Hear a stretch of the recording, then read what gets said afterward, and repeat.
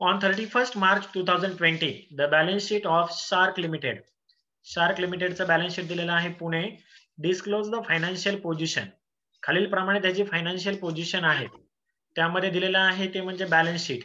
Balance sheet मध्ये पहिल्यांदा आपण लॅबिलिटी साइड वाचू आणि नंतर ऍसेट साइड वाचू आपण. लॅबिलिटी साइडला दिलेलं आहे शेअर कॅपिटल. शेअर कॅपिटल मध्ये म्हटलेलं आहे 40,000 equity shares of ₹10 each. 40,000 equity shares आहे, त्यांची फेस व्हॅल्यू आहे ₹10 असं ते दिलेलं आहे 4 लाख रुपये. जनरल रिझर्व तो दिलेला आहे 2,02,000. Profit and loss account 1,08,000. 7% debentures 1 lakh. Trade creditors 90,000. Bills payable 50,000. आता जर ही लॅबिलिटी साइड पाहिली, नीट व्यवस्थित लक्ष द्यायचा. ही जर लॅबिलिटी साइड जर पाहिली तर याच्यामध्ये हे जे शेअर कॅपिटल आहे ही काय आपली लॅबिलिटी नाहीये. ही लॅबिलिटी नाहीये, हे कॅपिटल आहे. त्यामुळे ही कॅपिटल असल्यामुळे ती लॅबिलिटी नाहीये, हे लक्षात घ्या. जनरल रिझर्व हा आपला रिझर्व आहे, त्यामुळे ती सुद्धा आपली काय लॅबिलिटी नाही. ही सुद्धा लॅबिलिटी नाहीये, ही सुद्धा लॅबिलिटी नाहीये. जर डायरेक्ट विचार केला तर प्युअर लॅबिलिटी म्हणतोय मी. हे आपण लॅबिलिटी साइडला दाखवतो, पण ही शेअर कॅपिटल ही लॅबिलिटी नाहीये, हे काय आपलं कॅपिटल आहे. जनरल रिझर्व ही सुद्धा लॅबिलिटी नाहीये, हा आपला काय आहे रिझर्व आहे. प्रॉफिट अँड लॉस अकाउंट हा सुद्धा आपला काय आहे सरप्लस आहे. एवढा प्रॉफिट झालेला आहे, ही आपली लॅबिलिटी नाही, प्युअर लॅबिलिटी नाहीये. मग लॅबिलिटी कोणत्या आहेत तर पहा 7% डिबेंचर्स म्हटलेले आहे, 7% कर्ज रोखे. हे काय आहे तर ही आपली लॅबिलिटी आहे. ऍक्च्युअल लॅबिलिटी ही आहे, त्याला आपण एक्सटर्नल लॅबिलिटी म्हणूयात. External liability. एक्सटर्नल लॅबिलिटी म्हणजे इतरांचं ते देणं आहे. नेक्स्ट ट्रेड क्रेडिटर्स एक आहे. ट्रेड क्रेडिटर्स म्हणजे इतरांना आपण त्यांच्याकडून माल उधारीवरती खरेदी केला होता, परचेसेस केला होता, त्यांचं देणं. ते किती आहे 90,000 रुपये आहे. ते आपलं काय आहे ऍक्च्युअली आपली ती सुद्धा आपली लॅबिलिटी आहे, कारण त्यांच्याकडनं आपण खरेदी केला होता म्हणजे आपल्याला त्यांचे पैसे द्यावे लागतात, म्हणून ती काय आहे आपली लॅबिलिटी आहे. म्हणून ट्रेड क्रेडिटर्स ही आपली लॅबिलिटी आहे. नेक्स्ट ती सुद्धा एक्सटर्नल लॅबिलिटी आहे, त्यामुळे मी तिथे लिहून घेतो external liability. External liability. Next bills payable. Bills payable म्हणजे सुद्धा काय की ज्यांच्याकडनं आपण उधारीवरती माल खरेदी केला होता आणि त्यांना सांगितलं होतं की तुमच्या मालाचे पैसे मी 1-2 महिन्यानंतर 3 महिन्यानंतर देईल, म्हणजे बिल्स वरती आपण ऍक्सेप्टेड म्हणून दिलेलं होतं, म्हणून ही सुद्धा आपली काय आहे एक्सटर्नल लॅबिलिटी आहे. एक्सटर्नल लॅबिलिटी आहे. अशा प्रकारे ह्या आपल्या 3 लॅबिलिटी आहेत ऍक्च्युअल, ह्या एक्सटर्नल लॅबिलिटीज आहेत. एक्सटर्नल म्हणजे काय की यांचं आपल्याला देणं आहे, म्हणून या एक्सटर्नल लॅबिलिटीज आहेत. ऍसेटच्या बाबतीत पाहायला गेलं तर गुडविल ऍसेटच आहे. Bills premises, machinery, furniture and fixtures, trade debtors, stock in trade आणि कॅश इन हँड, ह्या सगळ्या काय आहेत आपल्या ऍसेट आहेत. अशा प्रकारे त्यांनी लॅबिलिटीने ऍसेट दिलेले आहे. खाली काय इन्फॉर्मेशन दिलेली, the additional information as on 31st March 2020 made available to you which is as follows. खालील प्रमाणे ती इन्फॉर्मेशन आहे. त्याच्यामध्ये बघा काय सांगितलेलं 1 नंबरला assets were valued as follows. ऍसेटची व्हॅल्यू खालील प्रमाणे झाली. कशी कशी झालेली आहे त्याच्यामध्ये पहा. बिझनेस प्रिमाइसेस, इथे बिझनेस प्रिमाइसेस होते 2,70,000चे, त्यांची व्हॅल्यू काय झाली 1,95,000 झाली, म्हणजे त्यांची ऍसेटची व्हॅल्यू काय झाली कमी झालेली आहे. नेक्स्ट आहे मशिनरी. मशिनरी होती इथे 2,20,000ची, ती किती झाली 1,35,000 झाली. नेक्स्ट फर्निचर अँड फिक्चर्स 20,000, इथे होती त्याची व्हॅल्यू 18,000, म्हणजे व्हॅल्यू काय झालेली वाढलेली आहे. गुडविल इथं 42 होतं, ते 50,000 झाले. स्टॉक इन ट्रेड, स्टॉकची व्हॅल्यू काय झालेली तर पहा, इथं स्टॉक होता 2,75,000चा आणि तो आता दिसतोय किती 1,05,000चा, म्हणजे त्याची व्हॅल्यू काय झालेली आहे कमी झालेली आहे. आता ज्या ज्या ऍसेटची व्हॅल्यू त्यांनी इथं खाली दिलेली होती, उदाहरणार्थ पहा गुडविलची व्हॅल्यू खाली दिलेली आहे. नेक्स्ट बिझनेस प्रिमाइसेसची व्हॅल्यू पण खाली दिलेली होती. मशिनरीची व्हॅल्यू खाली दिलेली आहे. फर्निचरची दिलेली आहे. डेटरच्या बाबतीत काही सांगितलेलं नव्हतं, डेटरच्या बाबतीत काही सांगितलेलं नाहीये. पाहू आपण त्याच्या बाबतीत काय झालेलं असेल ते. नेक्स्ट 2 नंबरची ऍडजस्टमेंट अशी सांगतेय the net profit for the last 3 years were as follows.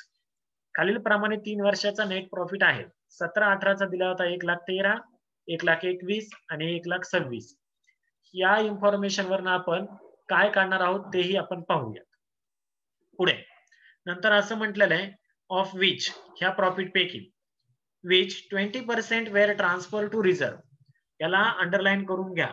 काय सांगितलेलं आहे, 20% प्रॉफिट काय केला जातो, रिझर्वला ट्रान्सफर केला जातो असं सांगितलेलं आहे.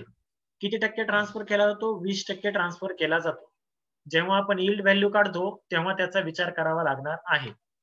नंतर पुढे कंटिन्यू मध्ये बघा काय म्हटलेलं आहे, this portion being consider reasonable in the industry in which the company is engaged and whereas a fair return on investment may be taken at 20%. त्याचा अर्थ असा होतो की जर सेम याच प्रकारची दुसरी जी इंडस्ट्री आहे, कंपनी आहे, त्याच्यामध्ये जे काही काम चालतं, एंगेज जी कंपनी आहे त्याच्यामध्ये फेअर रिटर्न किती मिळतं इन्व्हेस्टमेंट वरती, तर 20%. ही 20% जे दिलेले आहे त्याच्या पुढे लिहून घ्या. ही 20% काय आहे, तर तो आहे NRR, म्हणजे त्याला आपण काय म्हणणार, normal rate of return. Normal rate of return किती दिलेला आहे, तर तो दिलेला आहे 20%. 20% म्हणजे तुमची बिझनेसची सेम त्याच प्रकारचा जर बिझनेस असेल, म्हणजे इथे सार्क लिमिटेडचा जो बिझनेस आहे सेम त्याच प्रकारचे इतर जे बिझनेस आहेत त्यांच्यामध्ये जर पैसे गुंतवले तर रिटर्न ऑन इन्व्हेस्टमेंट किती मिळत आहे, तर 20% मिळत आहे. आणि खाली आपल्याला म्हटलेलं आहे you are required to calculate the valuation of each equity shares separately. प्रत्येक शेअरचं सेपरेटली इव्हॅल्युएशन करा, व्हॅल्युएशन करा. इग्नोरिंग टॅक्सेशन ऍज पर, ह्याच्यामध्ये टॅक्सेशनचा कुठेही विचार करू नका आणि त्याप्रमाणे सोडवा. मी आता जो काही प्रॉब्लेम रीड केला हा समजला का? फक्त मराठीतनं अर्थ सांगितलेला आहे, आपण सोडवलेला नाही, सोडवायचा आहे आपल्याला. काय सांगितलं होतं तो फक्त मी रीड केलेला आहे. आता आपण सोडू. कसं सोडवायचं पहा. सगळ्यात पहिल्यांदा आपण काढू नेट ऍसेट व्हॅल्यू. म्हणून 1 नंबरला लिहा net asset value. Net asset value त्याच्यामध्ये काल ज्या आपण स्टेप पाहिल्या होत्या त्याप्रमाणे आपण पाहू. त्यातली पहिली स्टेप पाहिली होती आपण, स्टेप नंबर 1. 1 नंबरला calculate realisable asset. Calculate realisable asset. Realisable asset काढू. कशा काढायच्या, तर त्यासाठी एक चार्ट टाकून घ्यायचा पर्टिक्युलर्स आणि रुपीजचा. पर्टिक्युलरचा कॉलम जरा मोठा आखलेला असेल आणि अमाऊंटचा कॉलम छोटा करा. घ्या लवकर आखून.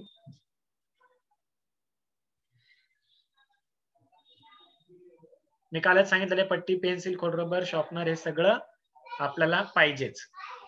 नेक्स्ट आता पहा, सगळ्यात पहिल्यांदा आता कसं तरी आखून घ्या, कारण हा पहिला प्रॉब्लेम आहे. तुम्हाला माहित नसेल कदाचित कसं आखायचं, पण मी काल थेअरी पाठवली होती ग्रुपवरती, त्याप्रमाणे तुम्ही बघितलं असेल फॉर्मॅट कसे होते ते.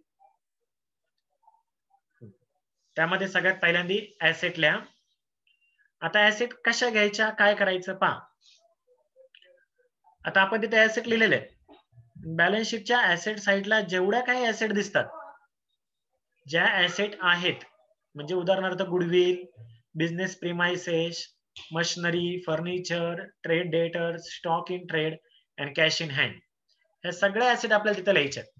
म्हणून तिथं आपण ऍसेट लिहून घेऊ. कशा लिहायच्या पहा, एकदा मी पुन्हा एकदा सांगतो.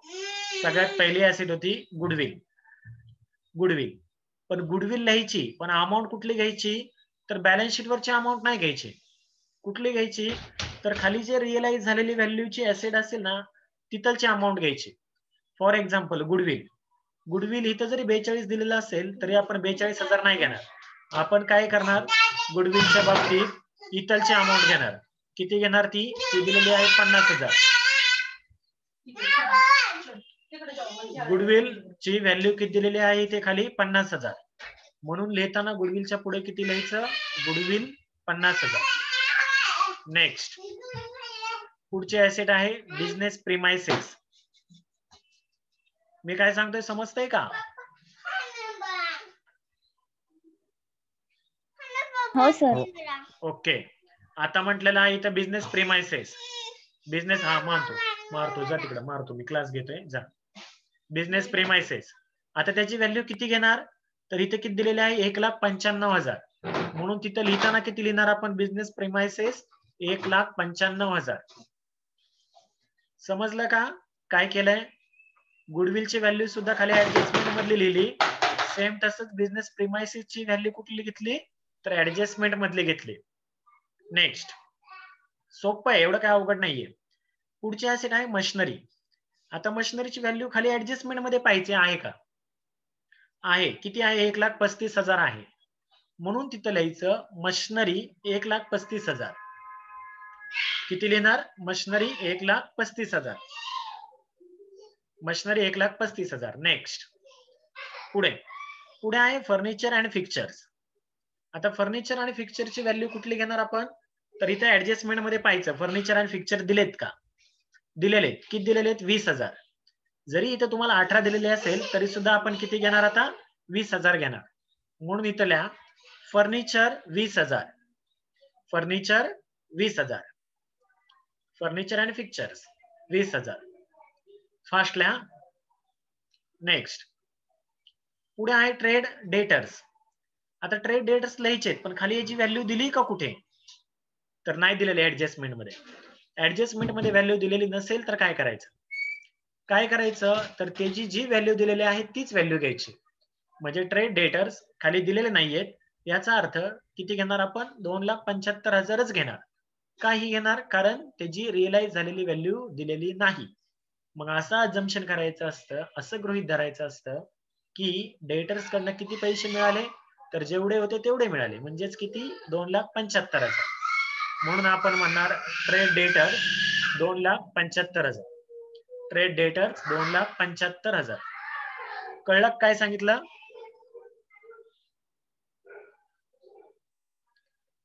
हो सर. ओके, चला पुढे ट्रेड डेटर्स झाले. नेक्स्ट आहे stock in trade. Stock in ट्रेडची व्हॅल्यू खाली ऍडजस्टमेंट मध्ये पाहिजे आधी आहे का. स्टॉक इन ट्रेड दिलेला आहे खाली 1,05,000. म्हणून स्टॉक इन ट्रेड किती घेणार, 1,05,000च घेणार. इथे सुद्धा 1,05,000 दिला आणि खाली सुद्धा त्यांनी किती दिला, 1,05,000च दिलाय. पण आपण इथला नाही घेत, आपण इथला घेतो. आणि इथे योगायोगाने दोन्ही एकच असल्यामुळे स्टॉक इन ट्रेड आपण किती घेणार, 1,05,000च घेणार. म्हणून म्हणायचं स्टॉक इन ट्रेड 1,05,000. नेक्स्ट, पुढचे ऍसेट पाहू. पुढचे ऍसेट आहे cash in hand. Cash in hand कधीच खाली दिलेली नसते. Cash in hand, cash at bank या कधीच खाली दिलेल्या नसतात, कारण त्यांची जी व्हॅल्यू आहे ती तेवढीच राहते. म्हणजे उदाहरणार्थ माझ्याकडे 20,000 आहे, तर 20,000 जर असेल तर ती 20,000च राहते. कॅश काही चेंज होत नाही. 100ची नोट 100चीच नोट म्हणतो आपण त्याला. 2,000च्या नोटला 2,000चीच नोट म्हणतो. का असं कोण म्हणतं माझ्याकडे 100ची नोट आहे म्हणजे माझ्याकडे 95 रुपयेच आहेत, नाही. काय म्हणतो, 100 रुपयेच आहेत. सेम त्याचप्रमाणे बँकेत जर एखाद्याच्या 2,000 असतील तर आपण काय म्हणणार, बँकेत बॅलन्स 2,000 आहे म्हणजे 2,000 रुपयेच आहे. तो चेंज होत नाही, रिअलायझेबल होत नाही. म्हणून कॅश इन हँड आयाशी 20,000. आता सगळे ऍसेट लिहून झालेले आहेत. आता बॅलन्स शीट वरची एकही ऍसेट राहिलेली नाही, सगळे ऍसेट आपण लिहिले आहेत. आता काय करायचं, या ऍसेटची करायची टोटल. 50,000 अधिक 1,95,000 अधिक 1,35 अधिक 20, 2,75, 1,5 आणि 20 यांची बेरीज करायची. यांची बेरीज करा, ती येईल 8 लाख रुपये. तुम्ही करायची आणि मला सांगायची एवढीच येते का. हो सर. आता त्याला नाव द्यायचं टोटल ऍसेट. त्याला नाव काय द्यायचं, टोटल ऍसेट. किती आली ती, 8 लाख रुपये आलेले आहे. आता यातून काय करायचं, तर यातून लेस करायचं लॅबिलिटीज. म्हणून लिहा खालच्या बाजूला लेस बी लॅबिलिटीज. हे आपण ऍसेटला म्हटलं होतं, म्हणून बी काय म्हणूयात, लॅबिलिटीज. लेस बी लॅबिलिटीज. कोणत्या लॅबिलिटीज घ्यायच्या, तर प्रॉब्लेम कडे या आणि ज्यांना आपण एक्सटर्नल लॅबिलिटी म्हटलंय ना त्याच घ्यायच्या. त्यातली सगळ्यात पहिल्यांदी 7% डिबेंचर्स. किती आहेत ते, 1 लाखाचे आहेत. म्हणून 7% डिबेंचर्स किती लिहिणार आपण, 1 लाख लिहिणार. म्हणून इथल्या 7% debentures 1 lakh. 7% debentures 1 lakh. Next, पुढची एक लॅबिलिटी पाहू, ट्रेड क्रेडिटर्स 90,000. म्हणून तिथं लिहा trade creditors 90,000. Trade creditors 90,000. Next शेवटची बिल्स पेएबल आहेत 50,000 म्हणून आपण तिथं म्हणू बिल्स पेएबल 50,000. लॅबिलिटी एवढ्याच होत्या पहा, एवढ्याच आहेत का? तीनच होत्या. एक्सटर्नल लॅबिलिटी आणि एक्सटर्नल लॅबिलिटी तीनच होत्या आणि आपण इथे तीनच लिहिलेल्या आहेत. आता काय करायचं, आता ह्या लॅबिलिटी ज्या आहेत ना त्या टोटल ऍसेट मधून वजा करायच्या. म्हणजे 8 लाख वजा 1 लाख वजा 90,000 वजा 50,000. 8 लाखातून 1,90,000 आणि हे 50,000 काय करायचे? वजा करायचे. वजा बाकी येईल तुमची 5,60,000 आणि त्याला नाव काय द्यायचं? तर त्याला नाव द्यायचं नेट ऍसेट्स. त्याला नाव काय देणार आपण? Net assets. पहिली स्टेप समजली का? ओके, छान. पहिली स्टेप संपलेली आहे. आता आपण दुसरी स्टेप करू. दुसरी स्टेप आहे ती म्हणजे calculate fund available for equity share holders. तुम्ही तुमचा मोबाईल जर उभा धरलेला असेल तर तो आडवा करा, म्हणजे तुम्हाला पूर्ण स्क्रीन भरून आपला प्रॉब्लेम दिसेल, कोणाला काही अडचण येणार नाही. आणि जर काय अडचण आली तर तुम्ही स्क्रीन अशी झूम करू शकता, जसं आपण फोटो झूम करतो त्याप्रमाणे. आकडे वगैरे जर छोटे दिसत असतील तर. 2 नंबरची स्टेप आहे calculate fund available for equity share holder. आणि त्यासाठी काय करायचं असतं? एक छोटासा चार्ट तयार करायचा असतो, जसं आपण नेट ऍसेटला केला सेम त्याच प्रकारचा. आणि त्यात म्हणायचं सगळ्यात पहिल्यांदी नेट ऍसेट्स किंवा total assets, total net assets. पहिल्या स्टेप मध्ये काढले होते ते आलती 5,60,000. किती आलती? 5,60,000. त्यातून काय वजा करणार आपण? तर त्यातून वजा करायचं असतं लेस प्रेफरन्स शेअर कॅपिटल. पण पहा, प्रेफरन्स शेअर कॅपिटल बॅलन्स शीटच्या लायबिलिटी साईडला आहे का? बॅलन्स शीटच्या लायबिलिटी साईडला प्रेफरन्स शेअर कॅपिटल आहे का? नाही. नाहीये. मग आता काय करणार? तर पहा काय करायचं. कुठं गेला? इथे आलो होतो आपण. Total net asset. मग तिथं लिहिताना कसं लिहायचं? कंपल्सरी लिहायचंच असं लेस प्रेफरन्स शेअर कॅपिटल. नाहीये म्हणल्यावर डॅश द्यायचं. जर असेल तर तेवढी अमाऊंट लिहायची. 1 लाख असले असते तर इथं किती लिहिलेले असते? 1 लाख. नाहीये डॅश. 5,60,000 काही नाहीये तेच वजा झालं म्हणजे राहतील किती? 5,60,000च. आणि त्यालाच नाव काय द्यायचं? तर त्यालाच नाव द्यायचं fund available to equity shareholder. Fund available to equity shareholder. किती आलं ते? 5,60,000च आलं. आता तुम्ही म्हणाल की सर इथं शेअर कॅपिटल जर नसेल तरी कंपल्सरी स्टेप करायची का? हो, जरी नसेल तरी सुद्धा ही स्टेप कंपल्सरी करायचीच. जर असेल तरी आपण करणारच, नसेल तरी सुद्धा कंपल्सरी करायची. दुसरी स्टेप समजली का? हो. चला तिसरी स्टेप शेवटची. Value of shares under net asset method. Value of shares under net asset method. आणि याच्यासाठी एक मी काल फॉर्म्युला दिला होता तुम्हाला, तो फॉर्म्युला लिहून घ्यायचा. Value of each share is equal to fund available for equity shareholders. Fund available for equity shareholders divided by छेद भागिले नंबर ऑफ इक्विटी शेअर्स. भागिले काय करायचं? Number of equity shares. Fund available for equity shareholder किती आलाय आपला? 5,60,000. म्हणून खालच्या बाजूला 5,60,000 भागिले नंबर ऑफ इक्विटी शेअर्स किती होते? तर ते होते 40,000. म्हणून value of each shares is equal to 5,60,000. जे आता इथं काढली ना व्हॅल्यू तीच 5,60,000 दुसऱ्या स्टेप मध्ये काढलेली, त्याला भागिले number of equity shares balance शीटला दिलेले होते आपल्याला. म्हटलेलं तिथं 40,000 इक्विटी शेअर्स ऑफ ₹10 इच. ते 40,000 जे आहेत ते 40,000 तिथले 40,000 आणि मग 5,60,000 भागिले काय करायचं? 40,000 करायचं. आणि हा भागाकार केला की आपल्याला शेअरची व्हॅल्यू मिळेल, ती म्हणजे ₹14. किती आले? ₹14. तर 40,000 कुठले आहेत? हे 40,000 पहा कुठले आहेत? प्रॉब्लेम दाखवतो. शेअर कॅपिटल म्हटलं होतं, इथे खाली म्हटलेलं आहे 40,000 इक्विटी शेअर्स ऑफ ₹10 इच. हे 40,000 जे आहेत ना ते नंबर ऑफ इक्विटी शेअर्स आहेत. एकूण शेअर्स किती आपल्याकडे 40,000 आहेत, ते नंबर्स आहेत. म्हणून आपण काय केलं, 5,60,000ला 40,000 भागलं आणि उत्तर किती आलं आपलं, 14 आलं. हे पहा इथं केलेलं आहे, मी तुम्हाला जरा फास्ट दाखवतो. हे आलेलं 5,60,000 भागिले 40,000. कळलं का, समजलं? हो सर. हो. ही झाली नेट ऍसेट व्हॅल्यू. आता आपण काढू यील्ड बेसिस व्हॅल्यू. यील्ड बेसिसने आता उत्तर काढू.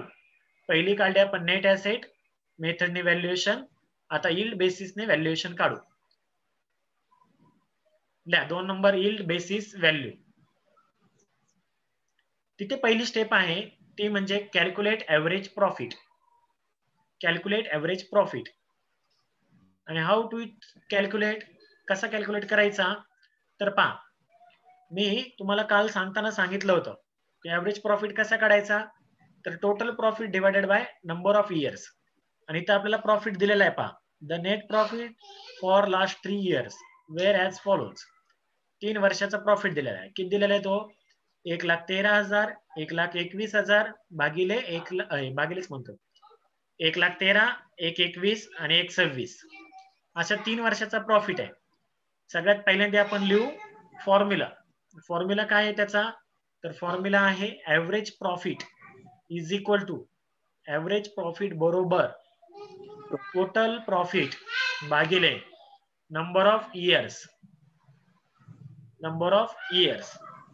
आणि जो प्रॉफिट आहे त्याची बेरीज करायची.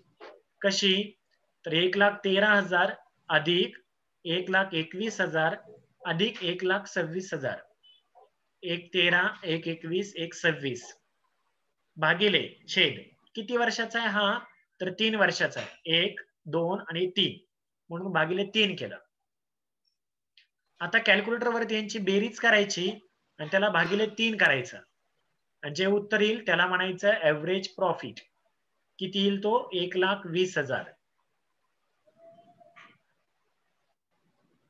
आलं का, यांची बेरीज आलती 3,60,000, त्याला भागिले 3 केलं 1,20,000 आलं. आलं सर. पुढे 2 नंबरची step, calculate of maintainable profit. Calculate of maintainable profit. Maintainable profit कसा काढायचा, तर त्यासाठी सुद्धा एक चार्ट तयार करायचा. एक चार्ट तयार करू.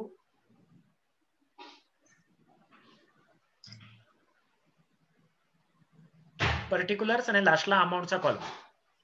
आता याच्यामध्ये काय करायचं, ऍव्हरेज प्रॉफिट जो आहे तो लिहून घ्यायचा. म्हणून लिहा ऍव्हरेज प्रॉफिट 1,20,000. Average profit 1,20,000. आणि आता प्रॉब्लेम कडे या. प्रॉब्लेम मध्ये ते खाली सांगितलेलं आहे, पहा of which 20% were transfer to reserve. 20% profit मधनं रक्कम रिझर्वला ट्रान्सफर केली जाते. किती टक्के, 20%. 20% रक्कम रिझर्वला ट्रान्सफर केली जाते, ती आपल्याला काय करावं लागेल, वजा करावी लागेल.